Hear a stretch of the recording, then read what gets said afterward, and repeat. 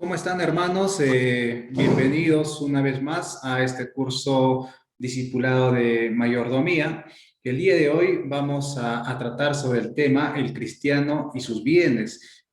¿Qué nos dice la Biblia acerca de los bienes de un cristiano, del dinero, cómo deberíamos de administrar, qué deberíamos de hacer? Estas interrogantes que tenemos, vamos a tratar de responder en este curso del día de hoy. Bien, vamos a empezar. Primero nos dice la Biblia que, puesto que todo lo que pertenece a Dios, debemos preocuparnos de cómo usamos los bienes materiales y qué actitudes debemos de tener hacia ellos, puesto que todo pertenece a Dios, ¿no?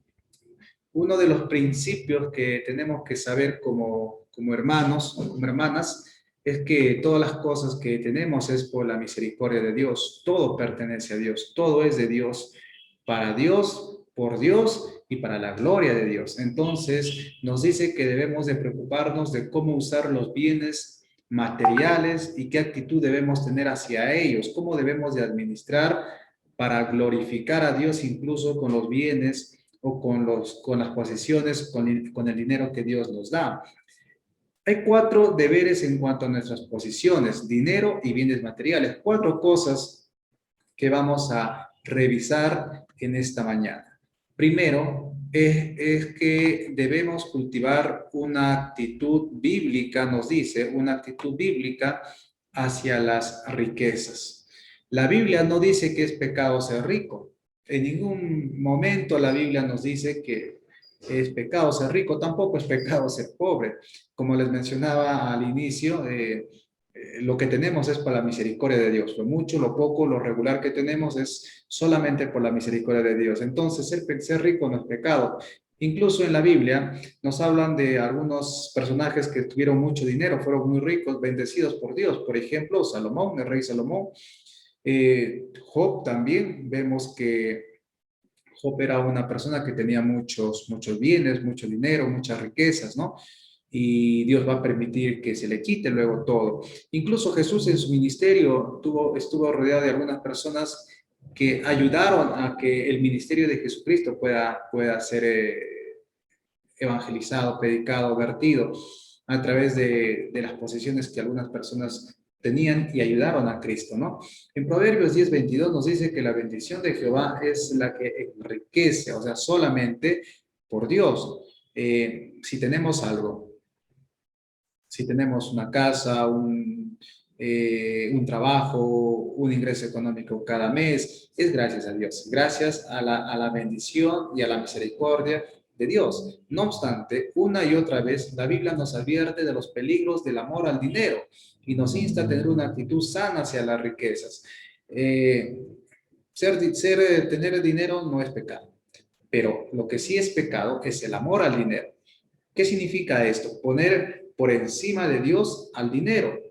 Eso sí es pecado. Incluso nos dice la Biblia que no podemos servir a dos dioses, a dos señores, porque amarás a uno y aborrecerás al otro. No puedes servir a Dios a la vez y al dinero a la vez, porque amarás a uno y aborrecerás al otro, ¿no?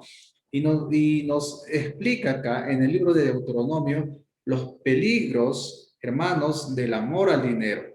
¿Qué peligros qué peligros tiene el amor al dinero, el amar más al dinero que a Dios?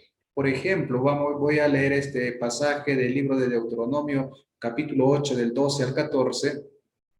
No suceda que comas y te sacies y edifiques buena casa en que habites y tus vacas y tus ovejas se aumenten y la plata y el oro se te multipliquen y todo lo que tuvieses se aumente y se enorgullezca tu corazón y te olvides de Jehová tu Dios que te sacó de la tierra de Egipto, de casa de servidumbre. Claramente nos dice en este pasaje, en el libro de Deuteronomio nos dice que no vaya a ser que aumente tu riqueza, que aumenten tus cosas, aumenten tus posiciones y se enorgullezca tu corazón.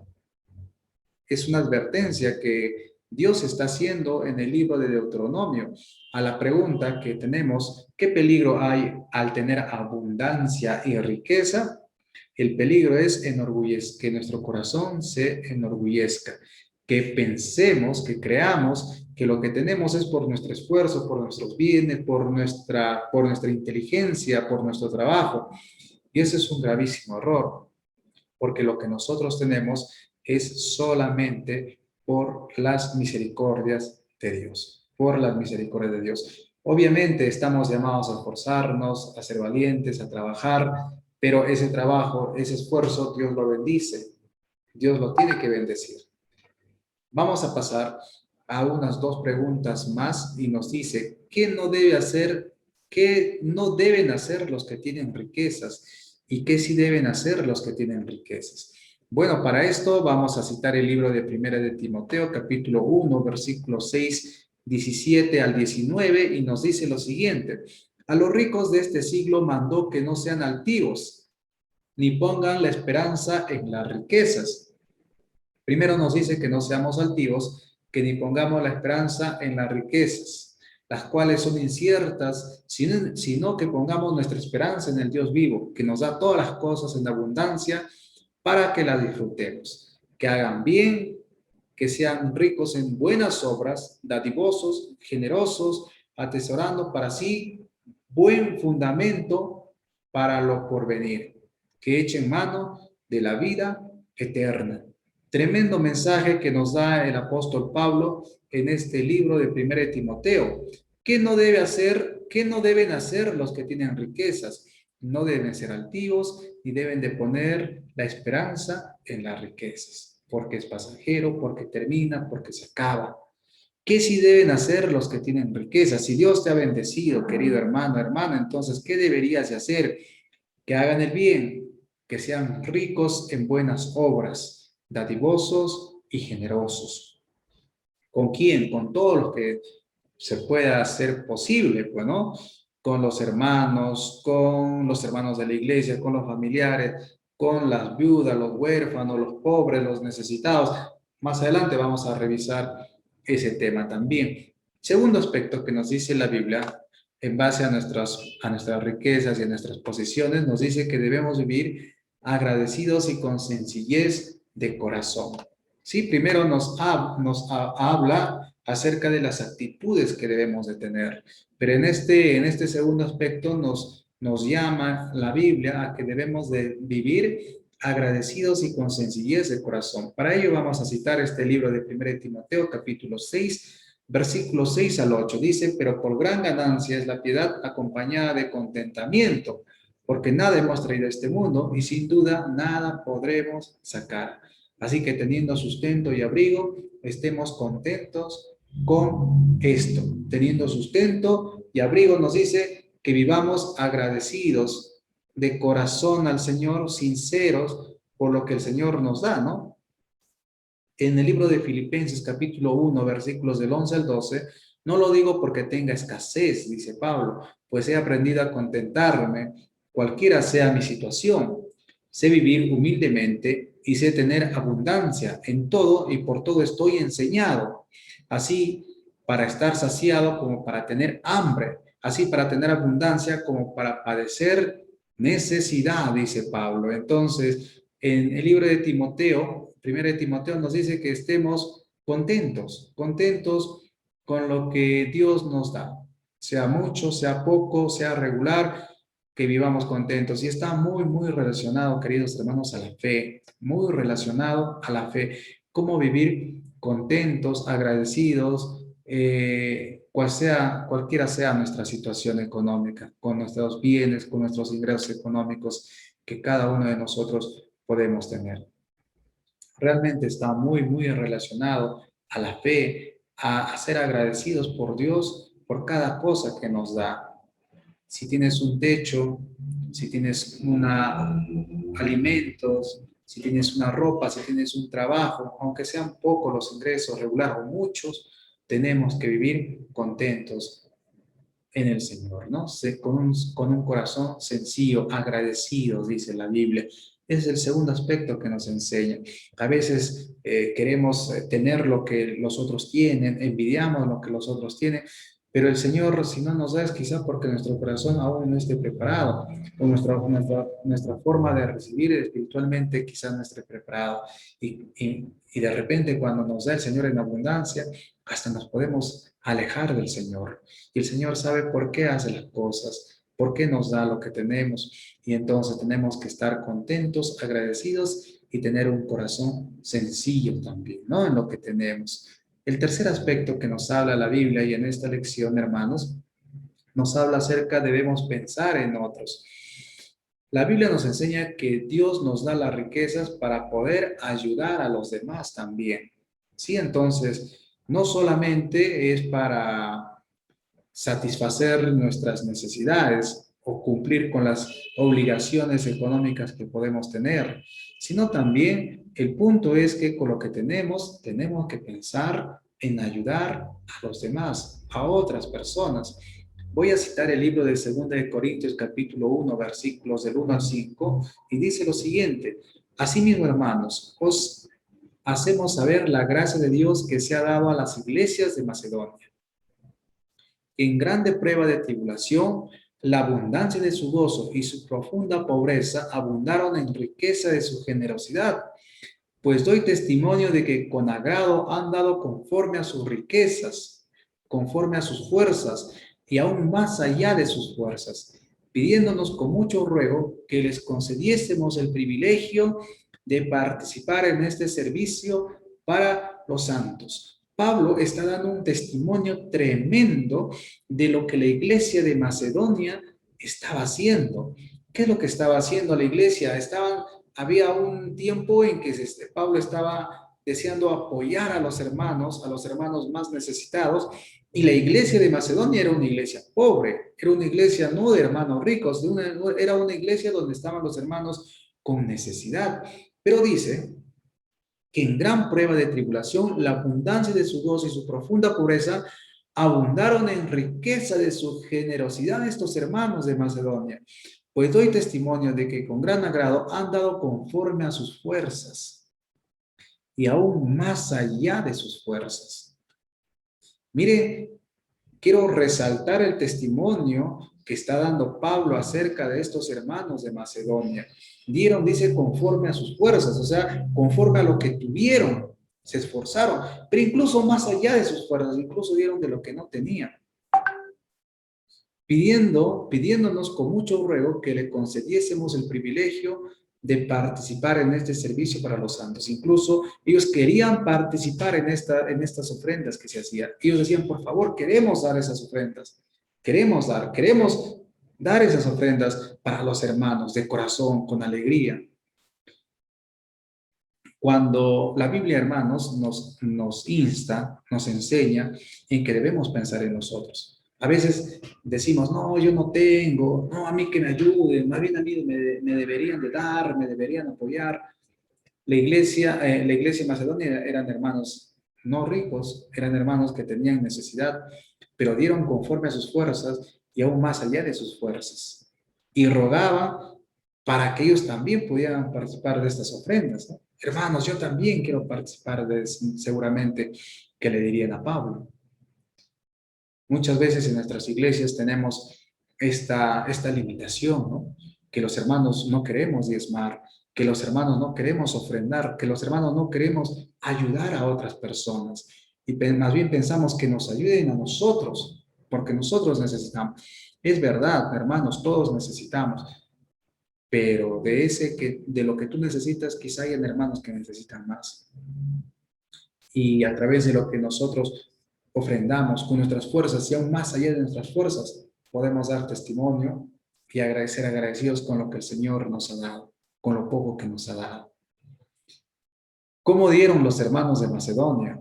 ¿Cómo dieron los hermanos de Macedonia? Bueno, conforme a sus fuerzas y más allá de sus fuerzas.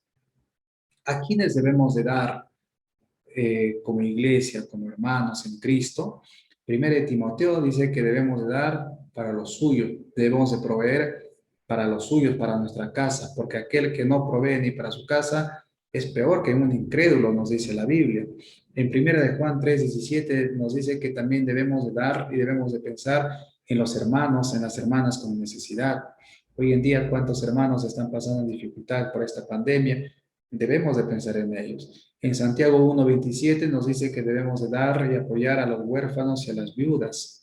Y en el libro de Deuteronomio 15:7 nos dice que debemos de apoyar y dar también para los hermanos pobres. Entonces, mire, seguramente que ustedes conocen a algún hermano con necesidad, algún hermano pobre, algún huérfano, alguna viuda que podríamos dar, que podríamos ofrendar de diversas formas, de diversas formas. No está relacionada a la cantidad, queridos hermanos. No está relacionado a si yo doy 1,000 soles, 500 soles. Está relacionado al corazón, a la actitud, a la alegría, al compromiso, a la obediencia que Dios nos dice, que lo que Dios nos ha dado, lo poco, lo mucho que Dios te da, qué actitud tienes y cómo compartes eso con los demás. Y como cuarto punto, dice que debemos reconocer que somos peregrinos. Por supuesto que sí, hermanos. Nadie se va a quedar en la tierra a vivir más de 100 años. Ninguno de nosotros se va a quedar a vivir más de 100 años. Todos vamos a morir y vamos a pasar a una vida eterna, según nuestras decisiones que hemos tomado. Y ciertamente la Biblia nos recuerda que somos peregrinos, que somos pasajeros. Esta vida no es un destino final. Muchas veces cogemos como nuestro Señor al dinero, a nuestros bienes, a nuestras posesiones y queremos acumular riquezas en esta vida, pero nada de lo que acumulas, sea terreno, sea casa, sean bienes materiales, te vas a llevar. Al final todo va a quedar acá. Y es más, no sabemos ni cómo nuestros hijos o nuestra generación que viene va a administrar lo que tú dejas. Debemos saber que somos peregrinos y somos pasajeros y que el Señor nos ha dado estos en un promedio de 80 años de vida para poder vivir confiado en el Señor, depositar nuestra fe en el Señor y compartir con los más necesitados en lo que el Señor nos ha bendecido, en lo que el Señor nos ha dado. En un sentido, todos somos peregrinos aquí en la tierra. Nuestra ciudadanía está en los cielos. Nuestra ciudadanía está en los cielos, hermanos, de un cristiano, no está aquí en la tierra. Aunque algunos viven como si esta vida fuera todo, ¿no? Debemos preocuparnos más en las cosas eternas y no tanto en las terrenales que son pasajeras. El libro de Mateo nos da un claro ejemplo, nos ilustra a través de este versículo el Señor Jesucristo. En el capítulo 6, versículos 19 al 21, no os hagáis tesoros en la tierra, donde la polilla y el orín corrompen, donde la polilla y el orín corrompen. No hagáis tesoros en la tierra, en este tiempo que vas a vivir. A veces vivimos afanados en las cosas materiales, afanados en lo que tenemos que acumular, eh, cosas muchas veces banales, ¿no? Y donde el ladrón mina y hurtan, dice, sino aseos tesoros en el cielo, donde ni la polilla ni el orín corrompen, y donde el ladrón no miran ni hurtan, porque donde está vuestro tesoro, allí también está vuestro corazón, nos dice la Biblia. Entonces, ¿para dónde debemos de preocuparnos? ¿Para dónde debemos de trabajar más? Dice, ¿para dónde debemos de hacer tesoros? Para el cielo, no en la tierra, sino en el cielo, donde las bendiciones, la gracia de Dios y las misericordias son eternas, donde el Señor ha preparado un lugar especial y celestial para cada uno de nosotros. Y que en este mundo, queridos hermanos, somos pasajeros, pasajeros en un tiempo de vida que vamos a estar en la tierra. Y si Dios te ha dado bienes materiales, posiciones, dinero, es para que puedas tener una actitud correcta frente a Dios, de agradecimiento, poder administrar correctamente y poder apoyar, ayudar a personas, hermanos que necesitan. Y si Dios quizás no te ha dado abundancia en riqueza, en posiciones, en cosas materiales, vivir agradecidos. Como decía Pablo, sé vivir en necesidad y sé vivir en abundancia. Es la actitud que debemos de tener, el agradecimiento que debemos de tener, ¿no? Y sea poco, o sea mucho, o sea regular lo que el Señor te ha dado, siempre debemos de estar dispuestos a ayudar a otras personas, a contribuir con otras personas, así como estos hermanos de Macedonia, que dieron con todas sus fuerzas, incluso más allá de sus fuerzas. Que Dios, hermanos, nos dé la sabiduría, que Dios nos dé el entendimiento para administrar correctamente, según la voluntad de Dios, nuestros bienes, nuestras posesiones y nuestro dinero. Que Dios los bendiga, queridos hermanos de la iglesia, y nos vemos en la próxima lección. Muchas gracias.